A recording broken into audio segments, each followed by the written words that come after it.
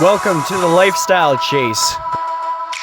This podcast features high performers who have found a way to live their best life while balancing their health, wellness, friends, and family. Proudly hosted by me, Chris Little. Without further ado, let's get started. Welcome to episode 44 of the Lifestyle Chase. I am joined by Mr. and Mrs. Love Pizza, Gavin and Braede. How are you doing today? Good. Good, thank you. Yeah. So, it's funny when people call us that because I didn't take Gavin's name when we got married, so that's like that's our joint last name now, Love Pizza. it was actually something that I was thinking about. I did a little bit of Googling and I was like, well, are they going by different last names? And I was like, I'm just going to coin them as Mr. and Mrs. Love Pizza. It's got good flow, no question. Yeah. It's easy. So, what was today like for the two of you? Pretty busy? Today? Yeah. Well, it's only 9 o'clock in the morning, so it couldn't have been too busy yet. You never know. But, yeah, I mean, on Tuesday is order day, so Okay. I was up and out of the house at just before 7. Yeah. And I shot into the restaurant downtown and put away the massive Cisco order that comes in overnight. And then rushed back home, got changed, and came here. Sweet. But, meanwhile, Braede was fighting with the child to get him... trying to get him out the door to daycare. But trying to get him out the door relatively early. Nice. So that we could get him. He's a little bit like a little, almost 4-year-old teenager that he likes to be up a little bit later and not out of bed and out of the house super quickly. Makes sense. So. But he's a bit of a rock star, isn't he? He can hold his own. Yeah, he's quite a character, and which is lovely and wonderful, but it's also challenging because he has a lot of opinions and thoughts of his own. That we like to get up and get going. Yeah. And so we're trying to get him into that habit, but a lot of mornings he doesn't want to.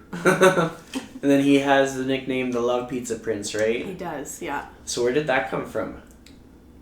I just gave it to him one day. I run all of our social media accounts, Yeah. and he quickly became a big part of our business and our brand and our story and our adventure. And I don't know the name. I don't really know how I don't know how I coined that, but it works, and he will be out places for an event or something like a charity event, and I'll have him in tow with me, and people will say, "Oh, it's the Love Pizza Prince," and he just kind of laughs and he thinks it's kind of funny. So. He gets recognized more than I do.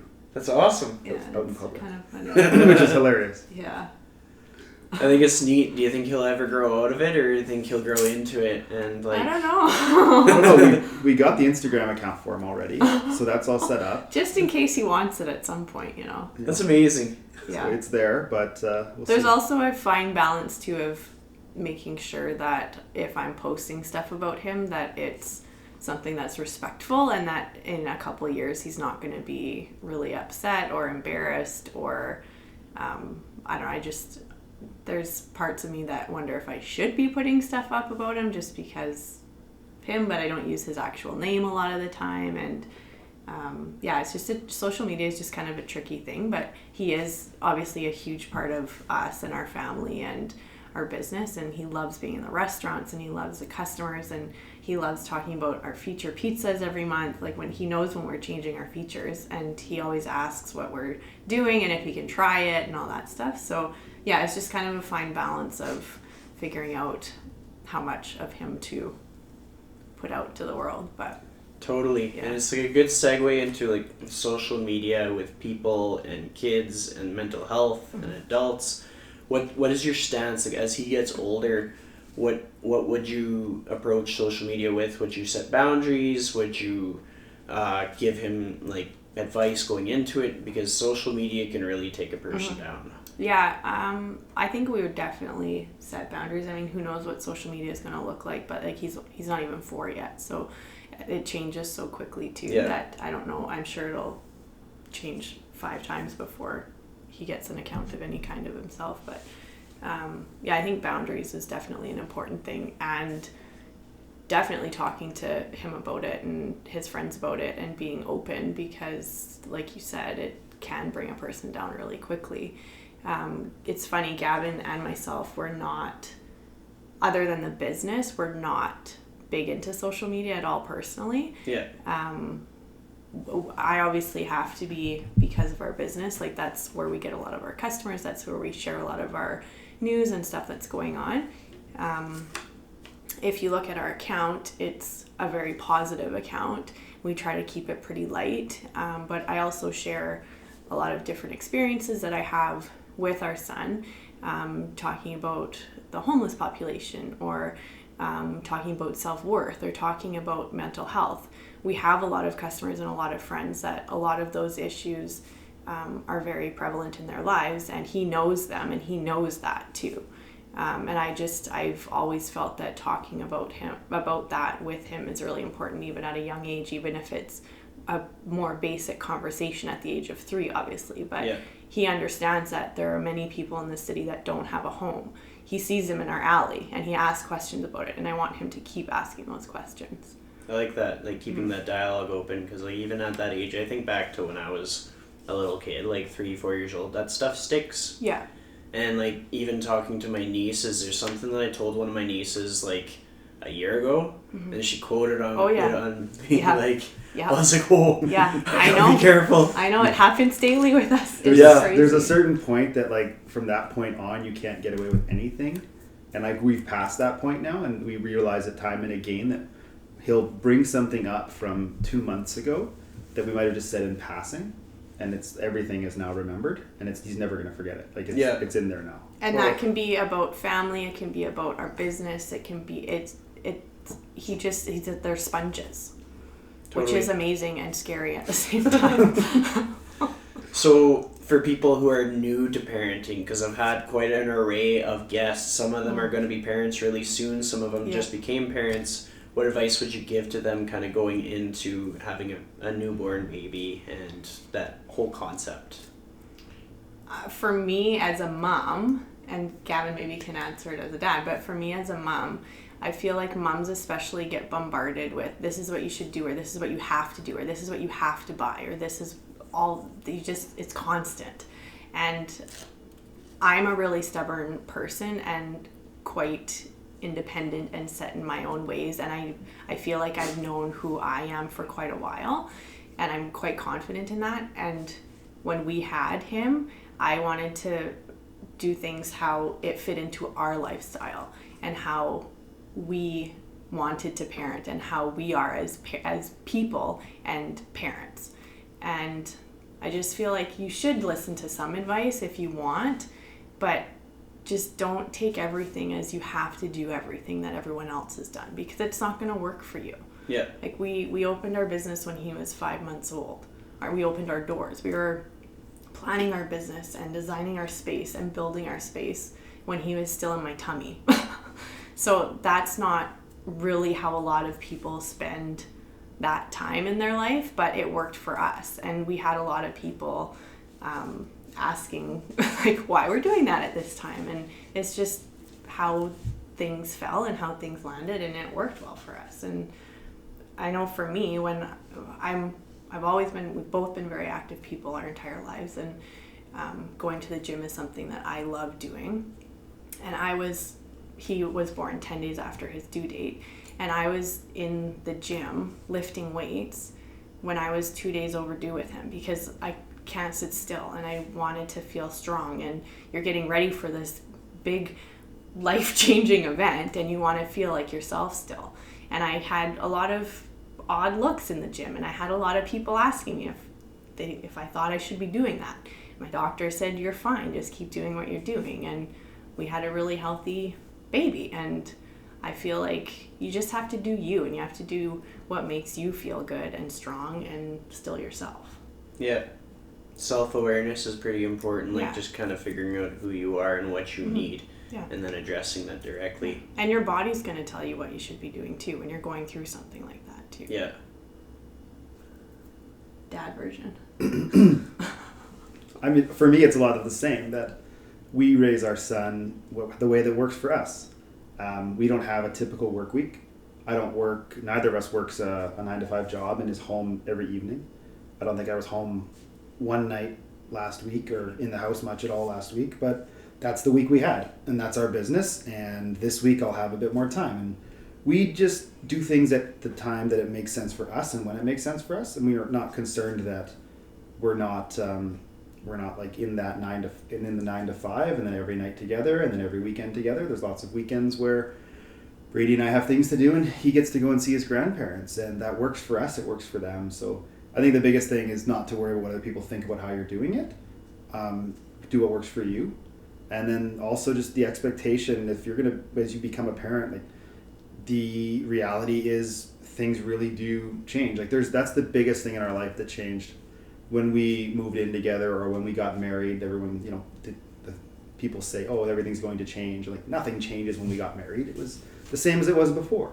When we bought a house, it was the same as it was before, But when you have a kid, that's the one that like really did change. Like your time is no longer your time, right? And there's now a whole other person you're taking into account that doesn't want to be reasonable and listen and do what you want at the time very frequently. So the patience and the understanding that you're not going to be able to do things the way you were before a little, and you're going to have to adapt, I think is something that maybe some people are kind of prepared for how significant that change can be.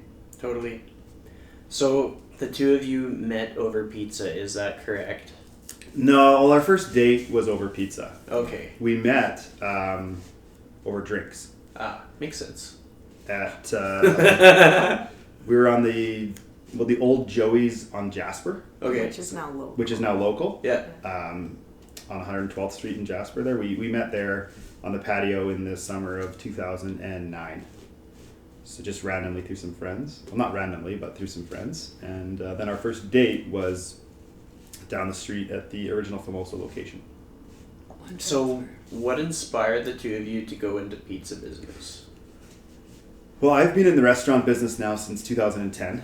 I started Press Sandwich Company with my brother and an ex-teammate from the U of A. So restaurants were something we were familiar with, and particularly fast casual or quick service restaurants. We had experience in that. And since we met, obviously our first date was over pizza, and we would go to Ragazzi all the time here in Edmonton, and Tony's once in a while, but like Ragazzi was our main spot, and that we really liked going for pizza, and that was probably both of our favorite food. We went to New York, I think it was in 2015 or something. We were in New York for a week, and I think we had like 13 different pizza stops That's pretty much all on we Brady's ate. blog. Like we literally went and walked around New York and ate pizza. And Yeah. that's just what we really like to do. We had been talking very early on about different types of pizza we liked and like places we liked to go, and so it was always something we were talking about. And then the opportunity came along with some people that were interested in trying to do what we've done with Love Pizza, and they were looking for someone that could get it done. Like they wanted to be a part of it. They wanted to, be involved, but they didn't know how to do it or what it would take. And my name came up, and we got introduced to them, and from there we just kind of ran with it. It went pretty quick. I think we were open from the time I had my initial meeting with the group, with the Sid Investor Group. That initial meeting to the day we opened our doors was like 10 months. Holy cow. From ground up, we built everything out, got the space, did the branding and the menu and all that stuff. So, but we'd done it before. It wasn't like we were first time. Yep. And now it's 3 and a bit years later, and we're still learning every single day, finding ways to be faster and more efficient and do it better, right? So. Yep. Yeah. And then, are you still involved with Pressed, or? I'm not actively involved. I still have an ownership stake. Okay. In the press group, but no, my brother Grant and my partner Scott, they run the day-to-day of that business. Yeah. And they're continuing to grow that brand and do what they can. I think they're now in Calgary, Red Deer, Edmonton, Sherwood Park, Leduc, Saskatoon, Regina. So they're growing it nicely. Yeah, I remember when it just had a couple locations, and I've watched it grow throughout the city.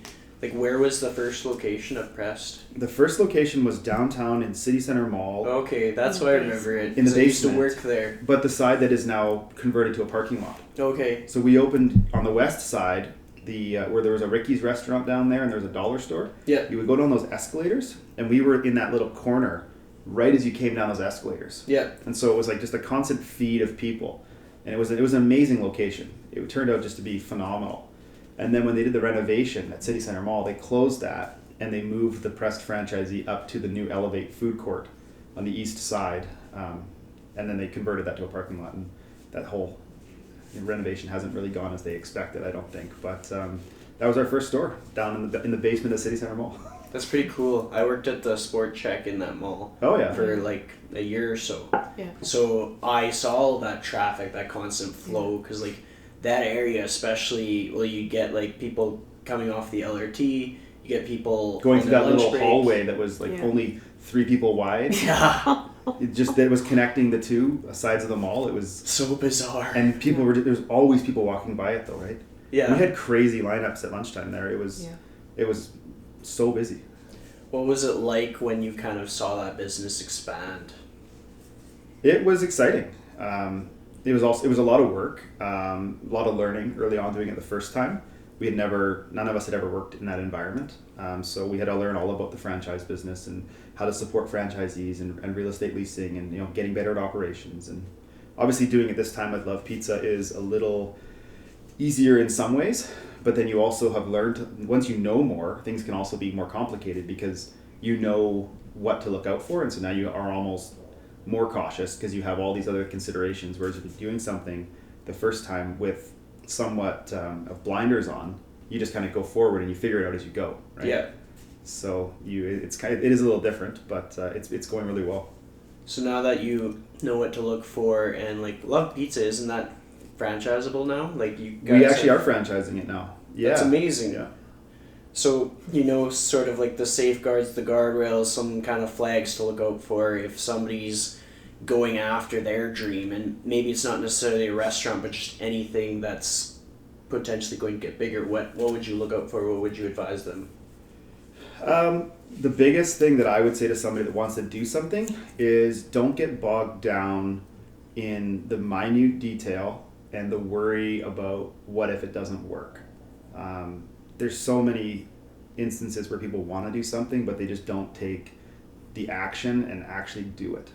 And we find that I've seen that in all sorts of businesses, people we know, but if you want to get something done, just thinking about it and sitting there and stewing about it's not going to matter. You have to just do it. You have to give it a try. You have to give it a try. And I think that's something that Braede and I both are, me more so, like I'll give anything a try, and I'll put the time in, I'll do the work, and we'll get it done. But Brady's very much of the same mind that like, we're going to give it a try and we're going to do the best we can.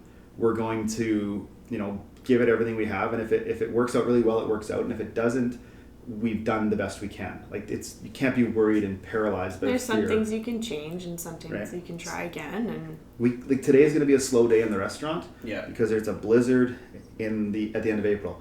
We can't control that, right? Like it's going to be a slow day in the restaurant. That's the way it is. Yeah. But you move past it, you get on to the next thing. But I think the biggest for someone who wants to do something is just do it. Like get started and learn as you go. And also just make sure that it's something that they're really passionate about and excited about, and something that speaks to them. Because if you're spending all that time doing something and you're not really jazzed about it, you're not going to do very well. Yeah. No, that's especially so if it's a small business where you're You're the like voice, in there, you're the right? one. Yeah. If it's a passive investment, it's obviously different. But if you're the one doing the work and you're the one who's going to figure it out and you're going to put in the time and you don't like it, and you're not excited about it, even if if it doesn't, like, if you're not up at night thinking about it, then maybe it's not the right fit. Because when the hours are 80 or 90 hours that week, like, are you going to want to do that? Yeah. If you're not excited about it, probably not, right? That's something that's quickly transferable to like personal trainers. Totally. Like if a personal trainer is trying to make a go of it, they gotta love personal training. Right. Like they have to be a people person. Yeah. It's neat. With social media, I've talked to Christina from KB & Co. I've talked to Vance from Central Social Hall. I know they both had some experiences with that social media, like just savagery from like customer base. You get some people, they had a bad day, maybe they had a bad pizza. Have you ever experienced that? Just bad feedback? Yeah. How do you deal with it? It's hard. Yeah. Because that's your life, that's your other baby, that's your team is your family, right? And not everybody's going to have a good day all the time, and especially in a quick service environment, everybody can see everything that we do, right? Like our pizza line is in front of everybody. Mm-hmm. And it's hard. You do the best that you can. And with customers, I mean, it's about expectations, right? A lot of the time too. But if it's an email, you just try to send the best email that you can and try to be as positive as you can and invite them back and compensate them if need be. Overall, though, we haven't had a lot of big issues. No. We get complaints for sure. Yeah. We make mistakes. Everyone makes mistakes. We apologize. We try and learn from it. We fix the issue. I think the biggest annoyance for us as as restaurant operators is when you get customers in your business that don't treat the staff well. Yeah. That just, it just really annoys us when you get customers that don't treat the team with respect and think that because they're there that because they're serving them their lunch or something, they don't deserve that respect. And that's one of the biggest things that gets to us.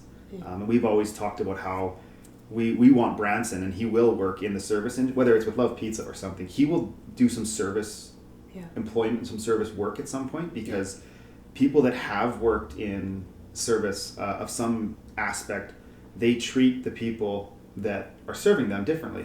Then they don't treat them poorly. Like they understand how hard it is. Mm-hmm. We have it's such an important trait to have.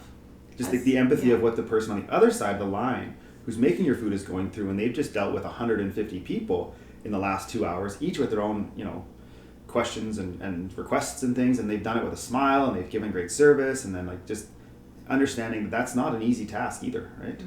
So we've talked about this quite a lot recently too, and we've always said we wear the same shirts as our team. Like I like to think that I blend in with 20 some odd year olds, but I don't know, I'm looking a little bit older now, but how I know that how I'm treated by someone who doesn't know that I'm the owner, which is fine. Unless people ask me, I tell them, but I want people to treat our team like they would treat the owner of a business a lot of the time, right? And sometimes you get that and sometimes you don't. And I've said to Gavin recently too, at some point, I don't know how I would word it, but on a social media post, I would like to put out like a bit of a challenge, right? Because if I go through a drive-through, like if I'm stopping for a hot chocolate at Tim Hortons, or if I'm getting a little burger or something, and if I'm through a drive-through and you get up to that first window and you can't see the person and they say, "May I take your order?" And how many people do you think say, "Hi, how are you doing?" first? Yeah. And I always do that, and you can automatically hear a change in that person's voice, and they get happier and they say, "Oh, I'm great, how are you?" But how many people do you think ask them that? Even at a Starbucks when it's really busy, asking the person who's taking your order first, "How are you doing today?" You don't get that in the service industry that often. We get it once in a while in the restaurants with our regular customers and people that I know that work in the service industry, and the team loves it. You can see in their body language, like they stand up straighter and they have a smile on their face, and like you get better service from the person. It's always what you're putting out to people you get back. And I just feel like in this busy world, I'm using quotes, busy world that we're all in it, we're still humans, right? There's that human interaction that people still crave and that they want, and I just feel like a lot of the time that's missing in a lot of aspects of our life. Totally agree. That's like something that I would advocate for. It's just interpersonal communication is so key and so helpful in resiliency. Yeah. Just in this world where you think that you don't have any accountability to somebody else just because we can hide behind a screen. Totally, yeah. And it just takes a little gesture, like, hey, it's how simple. are you doing? And it's like, simple. hopefully somebody listening to the podcast is like, I could probably do that. Because it's true. I'll put out a post at some point. I have to do it in the proper way. I say just be careful how you word it, right? Because when you put that out, like we just talked about, you throw it out on social media in the wrong way, and then you get the other negative side about like, why are you preaching to me about how I should, then that's what we go back and forth on a lot about social media, is like we're not a political brand. We're not, No. you know, we try and keep it light, like Braede said, right? Yeah. But there's certain things we really do like to talk about, like the campaigns we're doing with places like the Bissell Center or something. Yeah, like, and 'cause the those are Terrace super Center and important mental to us, health right? stuff, and yeah, it's So we have this conversation back and Yeah. forth about how to put things out there Yeah. to not get the negative response, right? As well. I've learned in my social media experience, because I could do a post and sometimes it's like a really heartfelt post and then boom, 20 unfollowers, like yeah, 20 people left, and then the next day I do another post, similar thing, 10 people joined in, and it's just like yeah, I've realized that is just what it is. I'll always have like certain people that just stick around. I'll always have floaters and leavers and stuff. But if I have that self-awareness to know like what are the things that are truly, truly important to me, and I stay as close to that as possible, yeah, then I kind of feel like things going forward will be good. yeah, So I found that a lot of people that have come onto the podcast have sort of like a set of core values. So we'll go one at a time, and it might just be the same core values, but we'll start with you. What are your core values? I think it's pretty much the same as what we talk about with our team in the restaurant, and it's treating everybody with respect. Like that's a big one for us, both of us. You know, respect for the people you're working with, the customers in the store, and also the business. You know, like being honest about when you clock in and clock out. You know, being honest about what you're taking for your meals and things like just small stuff, but just respect in general. So respect is huge for us. Honesty and integrity. We are very upfront with our team. We're very upfront with our customers, our vendors. Like we want to have open and honest relationships with everyone we deal with. It's not worth trying to deceive somebody to save $1 here or there. Like you're thinking about it afterwards, and like why live with that guilt or fear? Is just for us, like honesty and integrity, respect is massive, and I think hard work, like that's big for me. I love what I do. I love the fact that there's some days that I put in 16 hours straight on my feet working in the kitchen or just being in the restaurant, and other days that I get a little bit less, but I love to work hard, and we want our team, when we're at work, we're going to work hard, and when we're not, we're going to relax and enjoy that time off. But I think those for me are three of the biggest things that I always try and do in my day to day and in my relationships with my business, my employees, my family. Yeah, those are good ones. Yeah, and I think for me they're the same, and then also just kind of being true to yourself too, like we kind of talked about passions and keep doing what you want to be doing, and again that kind of translates to the team too. Like if you don't want to be here, then you don't need to. You don't be have here. to be, right? Yeah. But our team, I mean, you've been in our restaurant before, and we get a lot of feedback about our team, positive feedback, that they seem to really like being there, and they take a lot of pride in working for Love Pizza and being part of our team and our restaurant family and making the products that they do. They take a lot of pride in that, so that's a big one for. And just for us, like we're in the process right now of actually bringing our first franchise group on board downtown for our Cantora location. They'll be taking over the sale. The sale will close anytime in the next week. So they're training right now, and I'm training them in the kitchen, and we're both working with them out front, and our team is as well. But even yesterday, I was working on dough with one of them, and he said, I asked him how it's going so far. Like, what's your impression so far, and what do you think? And he said, well, it's great. We're both super happy, and the business that we've seen over the last couple of weeks is exactly what you guys said it was, right? And I said, yeah, like, well, you guys are buying this business, you're becoming franchisees. Like, we're not here to tell you it's anything but exactly what you're getting into. Yeah. Because we're going to have a 10, 15, 20-year relationship with you. We're not starting it off by trying to pull the wool over your eyes and get you into a business that is different than what it actually is, right? Yeah. And so but hearing that from someone else, that's just how we operate the business and how our team operates, and like that's really, it's good to hear that feedback because that's how we try to be. And they were very happy that like exactly what they were told is what they're seeing. Because you hear a lot of horror stories, especially in the franchise business, about there's a lot broken of promises. People that not telling the whole truth up front and like what it really is, but they know what they're getting into, and they know how much hard work it is. Like We've always told them that from the first meeting that we had. They're losing weight already. Yeah. It's good to like communicate really, really well in every instance that you have.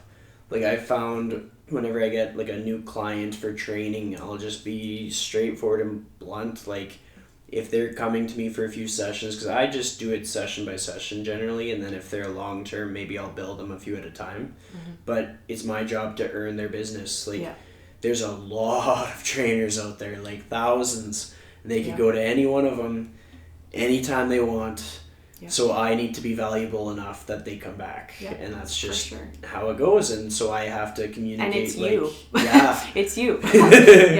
Yeah. You have to be like, are you enjoying this experience? Like, are you missing anything? If you made this program, would you change anything? Because at the end of the day, they're in the gym, whether I know something that might work better or not, like as long as I am within a scope that is not going to cause impingement or pain, like if they want to do like a bunch of air squats, they can do a bunch of air squats because it's their time in the gym.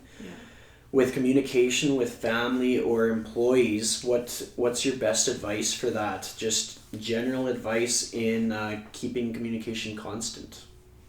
Start with either one of you. We just try not to talk too much. No, I just think for Braede and I are, we have a very, I think very open relationship, and we are that way. I think with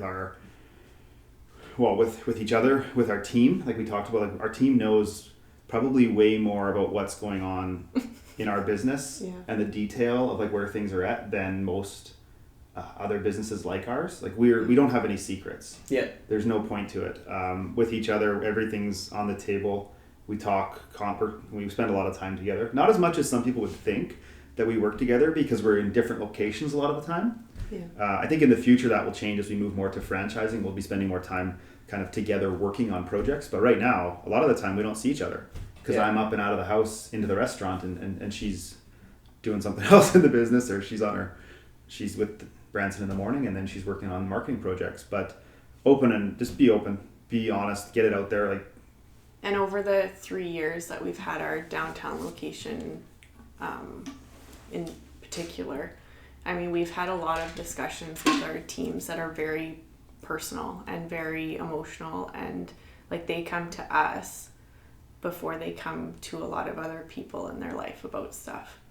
I said to Gavin that over the last couple of years, I mean, I felt like I've been a mom, like a restaurant mom and a restaurant dad to them, because we employ quite a few younger people, right? Like the average age is probably 20, 22. Yeah. So there's a lot of stuff that goes on at that age, right?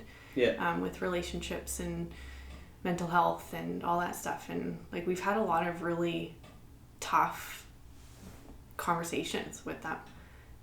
But they know that they can talk to us, and they'll always be able to talk to us even when ownership changes downtown to the franchisees. But that's something that we've always said to them: if you need to talk to us, we're here. And we've had text messages at 2 a.m. or phone calls at 1 a.m, like, but that's we're very non-judgmental. I think is like we're there for as a sounding board, and neither of us is the type of individual that's going to judge somebody for any issue they're having. Like we've always had that: come to us, you can talk to us, like we'll listen, we'll help you out whatever way we can, and it's an open door policy with us for sure. And it's incredibly empowering for a person to have like an outlet like that, because especially when they're in that time, when somebody's working in the service industry, that's usually sort of like a segue time, unless they're building up experience and they're going to go into business on their own. Like I know when I worked at Safeway in the deli for a bit, and that was kind of like my job that I had when I was in high school. And then I was working at Central for a year, and that was sort of my job that I did to segue between being like full-time employed, like enough money that I never had to worry about it, to quitting the job and jumping into personal training. Like that sort of supported me. And it's in those times there's a lot of stress, and in those times it's really easy to feel alone. So if you have like a workplace that is supportive and is kind of like that parachute, just imagine how much like more loyalty that they'll have, and how much more just ownership over that business that they don't have an ownership stake in. Like sure. they're going to take so much more pride in how their customers are treated, because they're going to be like, this is my home, and everybody is welcome here, which is great. We brushed on fitness a bit, and you talked about how it's kind of sort of something that you always need to have in your life. Is that something for both of you? Definitely. For sure. I my entire life was playing sports until the end of university. High school was basketball and baseball, soccer. Played basketball for the U of A for 5 years while I was going to school there.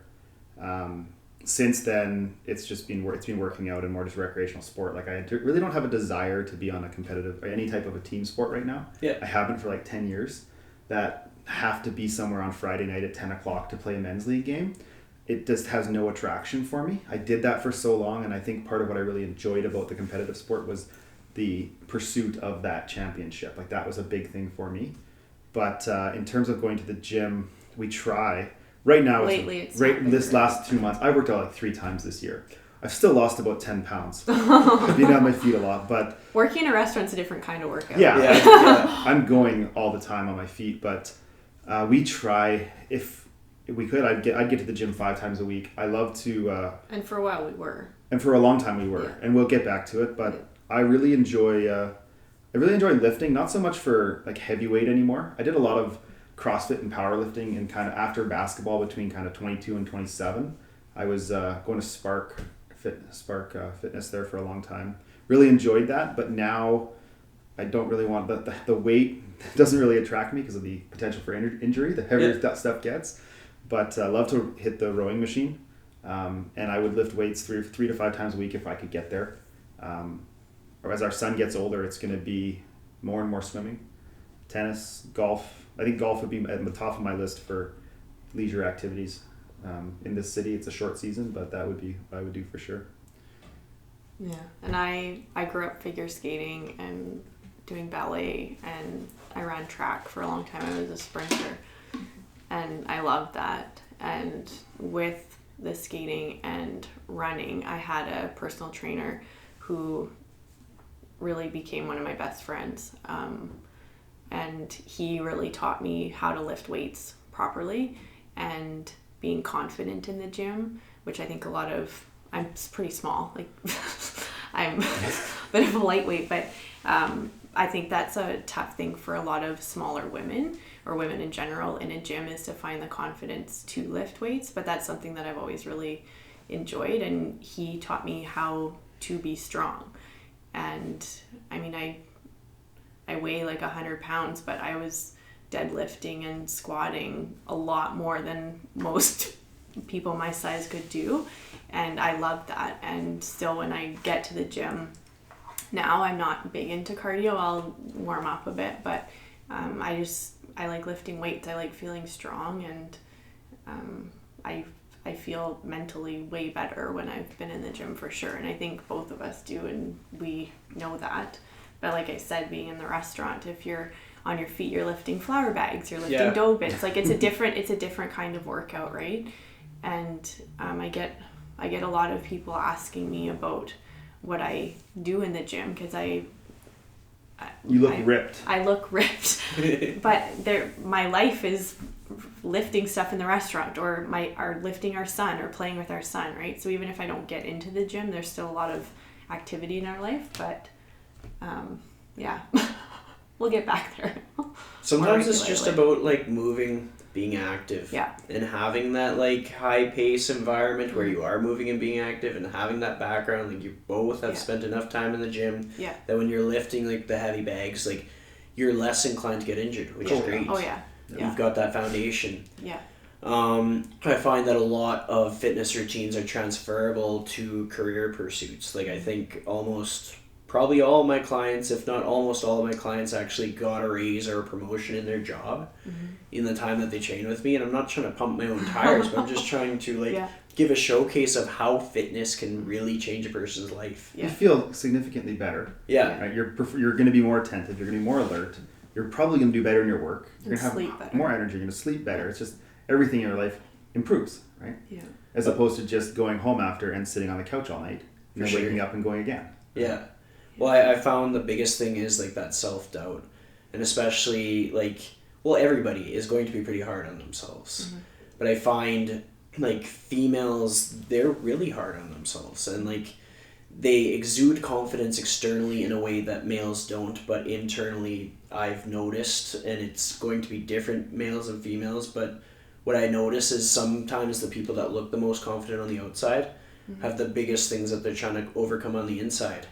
And fitness is just something where you can teach them how to find their strengths physically, and in turn it helps them find their strengths mentally, which is incredible, because like just how you show up to different situations in your life, if you feel really confident in who you are and what you can do, you're going to be surrounded by a lot of people who are also confident in what you can do, confident in what they can do, and it'll amount to so much more. So, on the topic of travel, because I like to talk about travel with guests, what's the coolest place that the two of you have traveled to together? We haven't traveled a lot lately. It's been a little busy.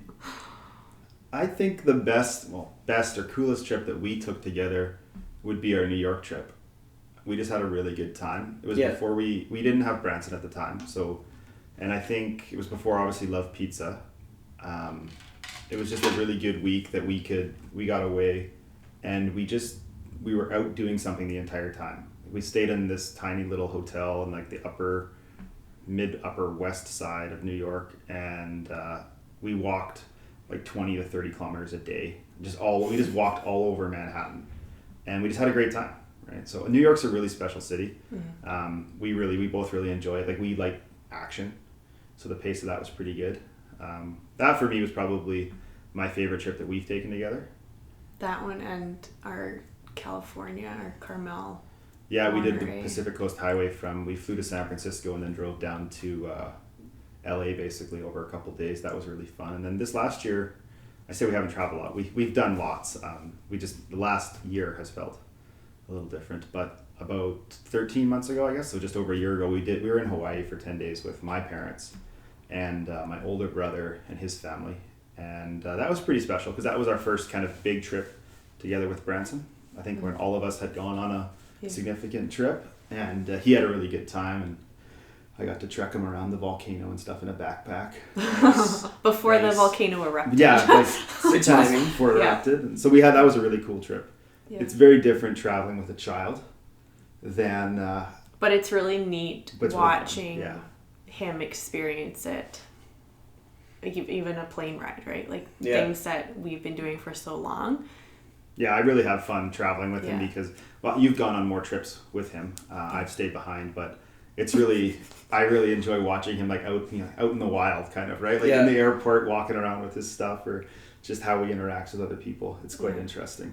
Well, it almost teaches you not to take anything for granted. Yeah. When you see somebody experience something for the first time, and it's like, we get to do this thing today. Yeah. And like, when's the last time we thought to ourselves, I was able to get out of my bed, I had food to eat, I had people to interact with, and like, that's my day is packed full of things. Well, I woke up this morning and I was so excited I got to do a podcast. Sweet. I just couldn't. No. He's excited. Good. You better be excited. No, you're completely right. That's something that I think about a lot with our son. Yeah. When we're doing stuff together, that how special he thinks every little thing is. Even we were driving here and Braede was saying how excited he was 2 days ago when he saw our local UPS driver. His name's Darwin. He's been delivering to us since before Branson was born. Since we started Love Pizza, we had all sorts of packages coming. Like twice a week, he was coming because of the restaurant. Because of the restaurant. Yeah. So we've seen him now for 3.5-4 years. Yeah. And he's seen Branson grow up, and they're buddies. And they were out for a walk and a bike ride, and he saw Darwin and like waved at him. And Darwin waves back and honks his horn, and like that was the greatest part of his bike ride was the UPS driver honking his horn at him, right? He's just so excited about these things. It's hilarious. Those courier drivers are incredible. They're great. Well, he leaves a dog biscuit for our dog Quincy every time he drops something off too. Like they're amazing. Yeah. Yeah. Like I spent quite a bit of time in the warehouse industry, so I interacted with tons of couriers.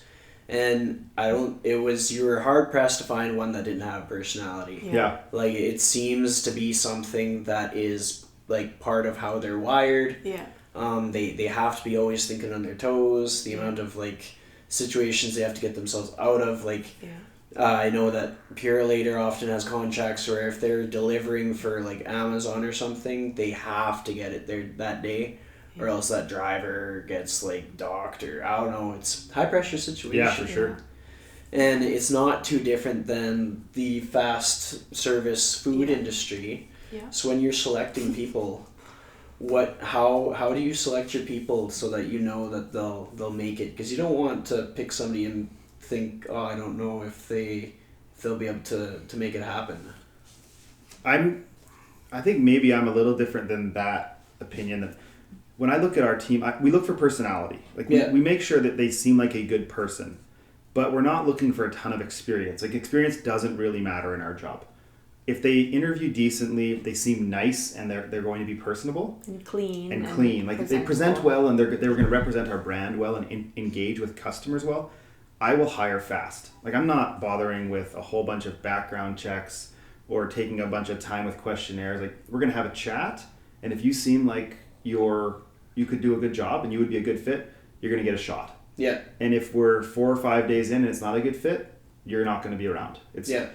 I prescribe more to the hire fast, fire fast, because in this industry, you could do a whole bunch of work up front, but then somebody could leave after 2 weeks anyways, right?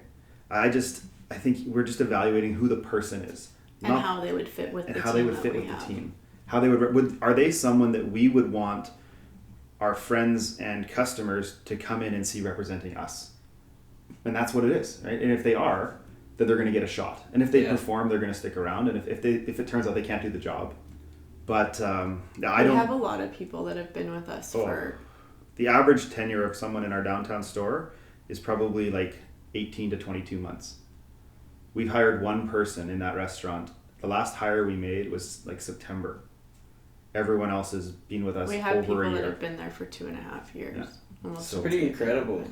And a lot of the people that we did hire, they've just left because their schooling is done. Yeah. Right? But we still get notes from them saying, like, we miss you. Or we had one dishwasher delivery driver who came on with us in like August maybe, or September or whatever, as his summer landscaping job was done. He was doing gardening, and then he needed something for the winter.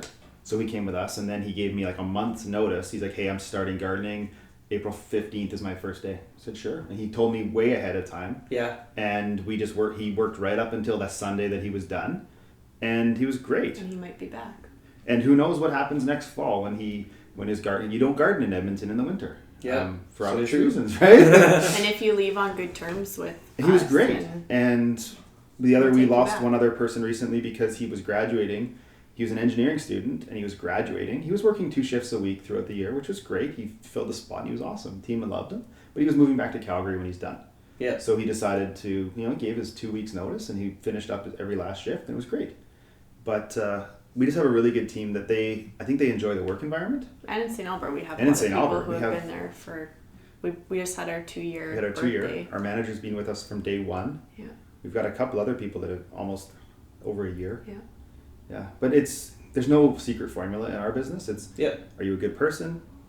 Would we want you to represent our brand? Are you fit? And are you going to fit with the team, and then give it a shot? Yeah. Because if you don't fit with the team in an environment like that, like you're working side by side with them for the whole shift, right? And you have to work as a team, or it's not going to work. Everybody does everything in our business. There's no, for the most part. So there's no like someone who's only in the kitchen. Like, there's no chef in the back screaming at the servers or something, right? That's just the classic, but you probably saw it Social. Yeah. Or Central when you were there, right? So everyone does everything. You have to get along, right? Totally. And if you're not, then we're just not going to put up with it. Well, I mean, in my interview with the boys at Optimized Physiotherapy, I asked them about their sort of selection process, because they got a lot of therapists and like just professionals that are working in the same setting. Mm-hmm. And what they said was they talk to them and they decide if this is somebody that they would like to have a beer with. And like, it's true. Yeah. Like, I like it if it's if it's somebody that you feel could represent your brand in front of your family, or if it's somebody that you could like bring for supper to your parents' house, like they're not going to embarrass you, they're going to make you proud, sort of thing. It doesn't really matter about like the previous experience, because everybody can be trained. Yeah. And especially when it's like a passion project of a business, like something where the leadership is going to be really proud of why things are done the way that they're done, and like not just abandon the rules. Like for a larger company where you kind of lose that passion, you're just there for the money, then certainly you could lose like the foundations for why things are done the way they're done. But I kind of feel like Love Pizza kind of, everybody's still taking pride. So everybody new is going to be like, oh yeah, this is how we do this. People that are new that come into our business and they start to learn it, they're actually quite excited because they realize, again, like what we say that we do a little differently than others, we actually do. Yeah. So when they come into our business, they realize that we don't just pull like frozen chicken out of the freezer that's formed or something and like put it on the line. Like we actually cook in our restaurants, right? Yeah. Like, we make our sauces, we make our own dough. Like they realize, holy, I'm not just working at a chain, big chain pizza restaurant that is everything's frozen off of a truck and they're just putting toppings on. Yeah. Like, we've always said since day one of our business, because we had a son when we were doing this, that we always want our food to be something that we feel comfortable feeding our son and ourselves, and something that makes us feel good feeding to other people. Where like preformed chicken is like a huge no-no for us, and just making sure that the food is real food and that what we're putting together is a really good product and that we're proud of. Yeah, definitely. So in all of your experiences with business and life and all these different things, what's the toughest obstacle that you've had to overcome? Because everybody has something that sort of stops them in their tracks. Braede? My biggest challenge in general in life is patience. My mom and dad will, if they were sitting here, that's the number one thing they would say is my issue. Patience in, making the right choices, I guess, at the right time, and patience with our son. That's been a huge learning curve for me as a mom. Patience with people in the restaurant and learning new things. It's hard. Yeah. But I know that along the way there's been a lot of people that have had to be patient with me. So I think it's a struggle.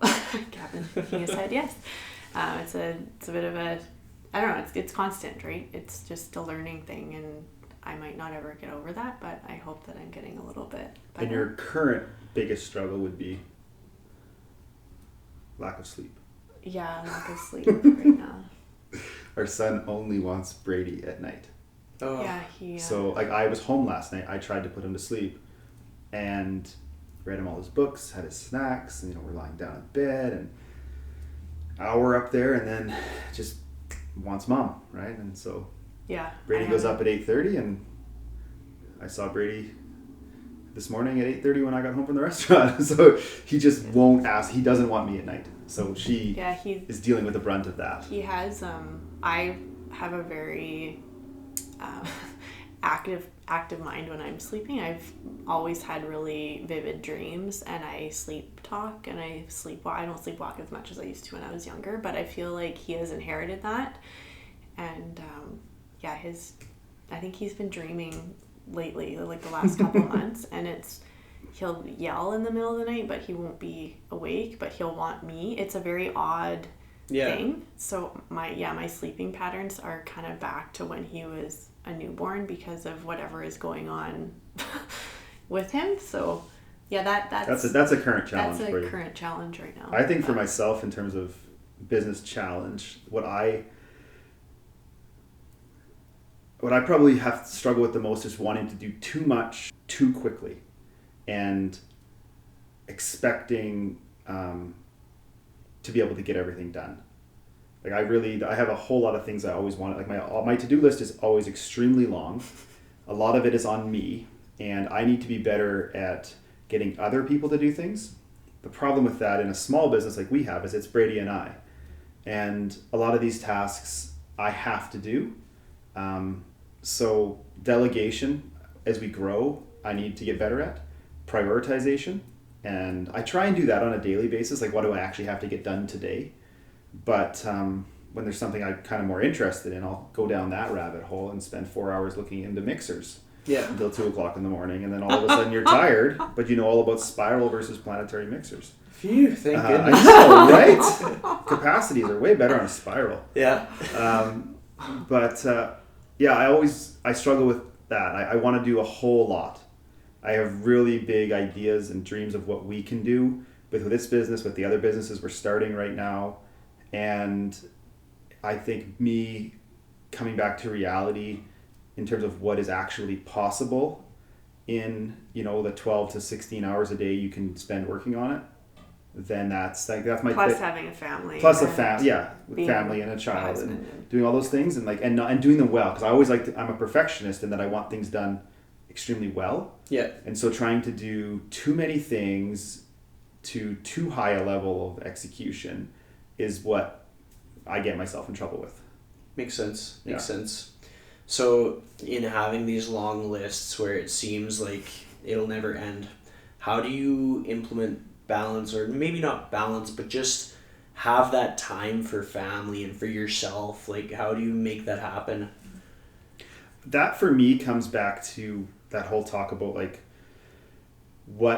not letting other people tell you what you should have, how your life should be run. Like, for us, balance for me is kind of an ambiguous term. Like, it's our life is our life, and it's priorities, and there's certain times when there is no, say, balance between it. Like, it's full on, this week we have a bunch of work to do, and I know that in 5 or 6 days I'm going to have 2 or 3 days of less work, and we're going to spend more time.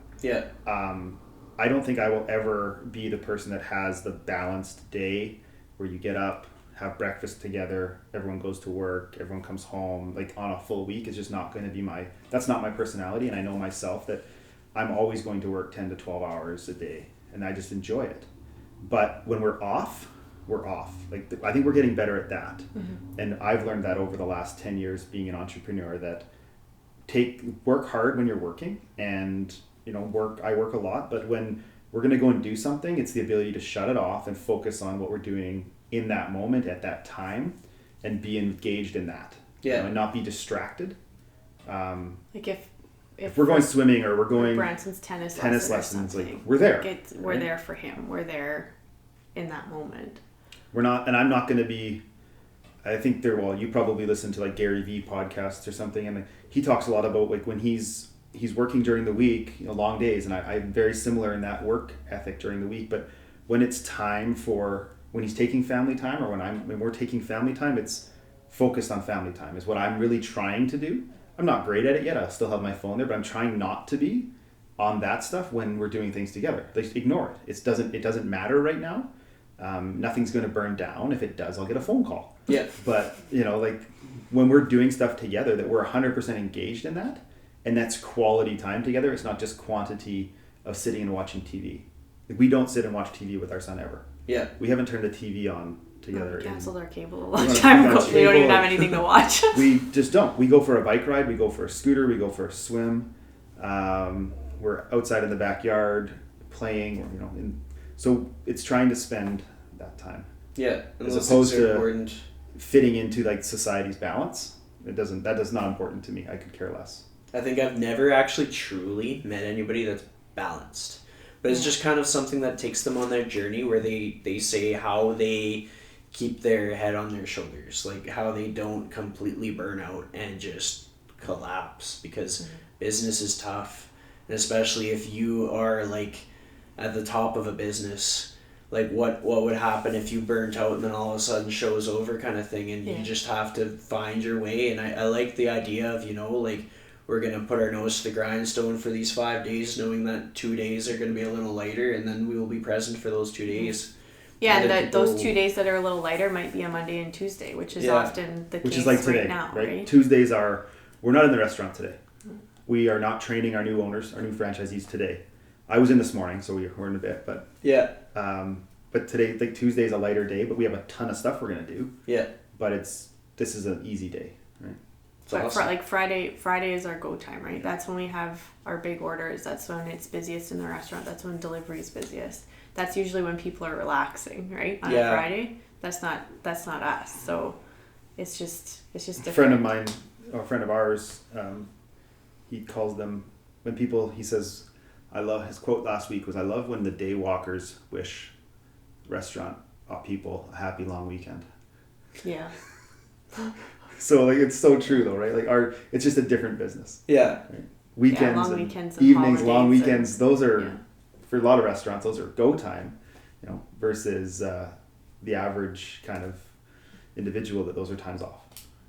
Just the way it is. Well, it's so funny, like when I was training and working at Central on both days of the weekend kind of thing, I'd have people that would be, "Oh, Brad, it's Friday!" Yeah. Like, I just kind of like make the most of my middle of the day on a Monday. Right? And, I did the same thing. It was about being present. Like if you're spent and tired, you take that time, you take your nap. Yeah. If you need a change of atmosphere, you go to the park. Yeah. If you need to talk to somebody, you call them up. Whatever you have to do to kind of get reset and keep things balanced. Yeah. Well, it helps you. Like we have a dog named Quincy. He's a standard poodle, and he's quite a character. And even just sitting with him on the floor for 5 or 10 minutes and just scratching him behind the ears, like that to me is a nice break. Dogs are incredible. Yeah. Like the amount of benefit a person can have by being a dog owner. And I'm always like a big advocate about dogs, and people are like, "Well, where's your dog?" Condo's too small. One day I'll get a dog. Yeah, no, they're great. It's a good time. So I'm going to go into the question that I ask all of my guests, and we'll go one after another. You'll each give different pieces of advice, but if you could give one piece of advice on how to authentically live your life to the fullest, what would that piece of advice be? You can go first. One piece of advice. I would say do what you want to do and don't sit around and procrastinate on doing those things. That's just the biggest for me is like if you have an idea of what you want to do, or if there's a trip, or if there's something you want to take, a trip you want to take, or a place you want to go, or something you want to go after, just put into motion the actions you need to make that happen. I mean, you're sitting and dwelling, especially like we talked about earlier in this era of social media, you can go through your Instagram feed and see all these people that are supposedly living an amazing life. So you can do that all day, or you can go and take action towards doing the things like that for yourself that you want to be the one taking that picture if that's what you're into. Yeah. And that's just, if you want to do something, go do it. Yeah. And make it happen. And it's not going to happen overnight. And that's my issue is I want it to happen over, a lot of times I want things to happen quickly, and I understand they're not going to, and they're going to take work, but go after and get started. I mean, that's, I think, one of the biggest things I've learned over the last 10 years, and that's what we continue to try and do. We're starting, we didn't mention anything about it. We're starting a new company in a couple weeks. So, are you able to reveal anything, or is it still under wraps? Oh yeah, no, we're launching a keto food products company. Nice. We launched a keto dough in October of last year in our restaurants that I created this modified version of a dough, and we launched a keto pizza, and we sell a lot of it. And I make it all right now, by hand, like kind of hand rolled and everything. But by the end of this month, end of May, our goal is to launch our keto food company selling keto pizzas, keto crusts, keto pierogies, keto pizza pops, direct to consumer, online throughout Canada and stuff. So it's incredible. We're working on that. We've been doing R&D, but again, if we had this idea, we have this product, and we're just going to go ahead and do it. Yeah. We don't have everything figured out yet, but we're going to figure it out as we go. Nobody really has everything figured out yet. And we're going to work. It's going to be hard work. We're going to produce late at night, and we're going to put a lot of hours in, but we're going to see if we can make something out of this, because we found that we have a product that people are really looking for, And everyone we talk to, it's difficult to make keto pizza. We know that. Time consuming. No one, like, the dough is hard, but we figured out processes to make the dough quickly. And we have efficiencies built in, so we're going to be selling people keto pizza, keto pierogies, and pizza pops and stuff like that, and just continue to innovate. But again, we had an idea, we're just doing it. Awesome. Give it a whirl. We're giving it a shot, right? So we'll be up and running with that quickly, and we'll see how it goes. No wonder you're researching different mixers. Actually, that wasn't for that. That was for Okay. the new franchises we're building. But it will eventually help. Yeah. Yeah. I've learned a lot. Nice. All right, your piece of advice.